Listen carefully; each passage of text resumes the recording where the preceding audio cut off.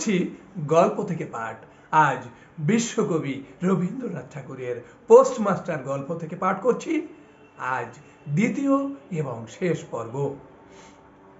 বহুদিন পরে পোস্টমাস্টার ক্ষীণ শরীরে রোগশয্যা ত্যাগ করিয়া উঠিলেন। মনে স্থির করিলেন, আর নয় এখান হইতে কোনো মতে বদলি হইতে হইবে। স্থানীয় অস্বাস্থ্যের উল্লেখ করিয়া তৎক্ষণাৎ কলিকাতায় কর্তৃপক্ষদের নিকট বদলি হইবার জন্য দরখাস্ত করিলেন। রোগ সেবা হইতে নিষ্কৃতি পাইয়া রতন দ্বারের বাহিরে আবার তাহার স্বস্থান অধিকার করিল, কিন্তু পূর্ববৎ আর তাহাকে ডাক পড়ে না।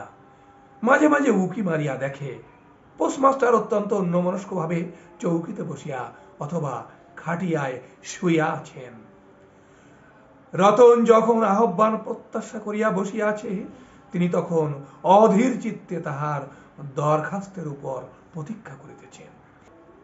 বালিকা দ্বারের বাহিরে বসিয়া সহস্রবার করিয়া তাহার পুরানো পড়া পড়িল, পাছে যেদিন সহসা ডাক পড়িবে সেদিন তাহার যুক্ত অক্ষর সমস্ত গোলমাল হইয়া যায়, এই তাহার একটা আশঙ্কা ছিল।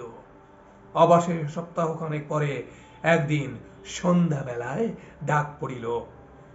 উদ্বেলিত হৃদয়ে রতন গৃহের মধ্যে প্রবেশ করিয়া বলিল, দাদা বাবু, আমাকে ডাকছিলে?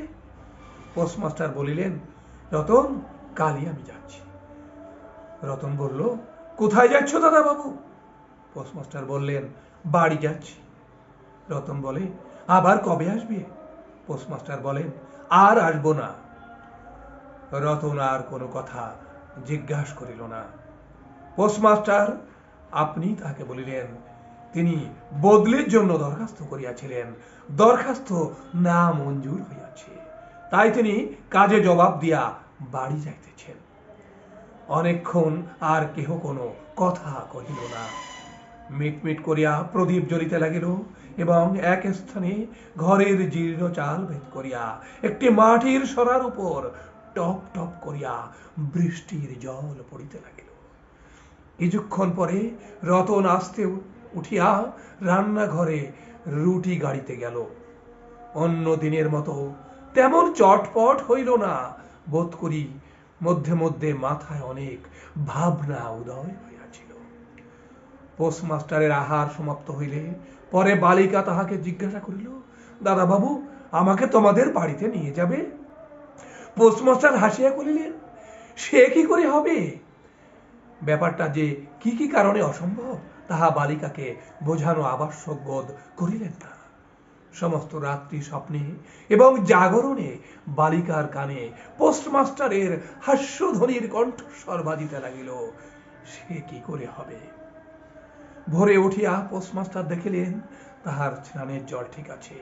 কলিকাতার অভ্যাস অনুসারে তিনি তোলা জলে স্নান করিতেন। কখন তিনি যাত্রা করিবেন সে কথা বালিকা কি কারণে জিজ্ঞাসা করিতে পারে নাই। পাছে প্রাতঃকালে আবশ্যক হয়, এই জন্য রতন গত রাত্রে নদী হইতে তাহার স্নানের জল তুলিয়া আনিয়াছিল। স্নান সমাপন হইলে রতনের ডাক পড়িল। রতন নিঃশব্দে গৃহে প্রবেশ করিল এবং আদেশ প্রতীক্ষায় একবার নীরবে প্রভুর মুখের দিকে চাহিল। প্রভু কহিলেন, রতন, আমার জায়গায় যে লোকটি আসবেন তাকে বলে দিয়ে যাব, তিনি তোকে আমারই মতন যত্ন করবেন। আমি যাচ্ছি বলে তোকে কিছু ভাবতে হবে না। এই কথাগুলি যে অত্যন্ত স্নেহগর্ভ এবং দয়ার্দ্র হৃদয় হইতে উত্থিত সে বিষয়ে কোনো সন্দেহ নাই, কিন্তু নারী হৃদয় কে বুঝিবে? রতন অনেকদিন প্রভুর অনেক তিরস্কার নীরবে সহ্য করিয়াছে, কিন্তু এই নরম কথা সহিতে পারিল না। একেবারে উচ্ছ্বসিত হৃদয়ে কাঁদিয়া উঠিয়া কহিল, না না, তোমার কাউকে কিছু বলতে হবে না, আমি থাকতে চাইনি। পোস্টমাস্টার রতনের রূপ ব্যবহার কখনো দেখেন নাই, তাই অবাক হইয়া রহিলেন। নূতন পোস্টমাস্টার আসিল, তাহাকে সমস্ত চার্জ বুঝাইয়া দিয়া পুরাতন পোস্টমাস্টার গমনোন্মুখ হইলেন। যাইবার সময় রতনকে ডাকিয়া বলিলেন, রতন, তোকে আমি কখনো কিছু দিতে পারিনি, আজ যাবার সময় তোকে কিছু দিয়ে গেলুম, এতে তোর দিন কয়েক চলবে। কিছু পথ খরচা বাদে তাহার বেতনের যত টাকা পাইয়াছিলেন পকেট হইতে বাহির করিলেন। তখন রতন ধুলায় পড়িয়া তাহার পা জড়াইয়া ধরিয়া কহিল, দাদা বাবু, তোমার দুটি পায়ে পড়ি, তোমার দুটি পায়ে পড়ি, আমাকে কিছু দিতে হবে না, তোমার দুটি পায়ে পড়ি, আমার জন্য কাউকে কিছু ভাবতে হবে না, বলিয়া এক দৌড়ে সেখান হইতে পলাইয়া গেল। ভূতপূর্ব পোস্টমাস্টার নিঃশ্বাস ফেলিয়া হাতে কার্পেটের ব্যাগ ঝুলাইয়া কাঁধে ছাতা লইয়া মুটির মাথায় নীল ও শ্বেত রেখায় চিত্রিত টিনের পেটটা তুলিয়া ধীরে ধীরে নৌকা ভিমুখে চলিলেন। যখন নৌকায় উঠিলেন এবং নৌকা ছাড়িয়া দিল, বর্ষা বিস্ফারিত নদী ধরণীর উচ্ছ্বলিত অশ্রু রাশির মতো চারিদিকে ছল ছল করিতে লাগিল। তখন হৃদয়ের মধ্যে অত্যন্ত একটা বেদনা অনুভব করিতে লাগিলেন। একটি সামান্য গ্রাম্য বালিকার করুণ মুখচ্ছবি যেন এক বিশ্বব্যাপী বৃহৎ অব্যক্ত মর্ম ব্যথা প্রকাশ করিতে লাগিল। একবার নিতান্ত ইচ্ছা হইল ফিরিয়া যাই, জগতের ক্রোড় বিচ্যুত সেই অনাথিনীকে সঙ্গে করিয়া লইয়া আসি। কিন্তু তখন পালে বাতাস পাইয়াছে, বর্ষার স্রোত খরতর বেগে বহিতেছে, গ্রাম অতিক্রম করিয়া নদীকূলের শ্মশান দেখা দিয়াছে এবং নদী প্রবাহে ভাসমান পথিকের উদাস হৃদয়ে এই তত্ত্বের উদয় হইল, জীবনে এমন কত বিচ্ছেদ, কত মৃত্যু আছে, ফিরিয়া ফল কি, পৃথিবীতে কে কাহার। কিন্তু রতনের মনে কোনো তত্ত্বের উদয় হইল না। সে সেই পোস্ট অফিস গৃহের চারিদিকে কেবল অশ্রু জলে ভাসিয়া ঘুরিয়া ঘুরিয়া বেড়াইতেছিল।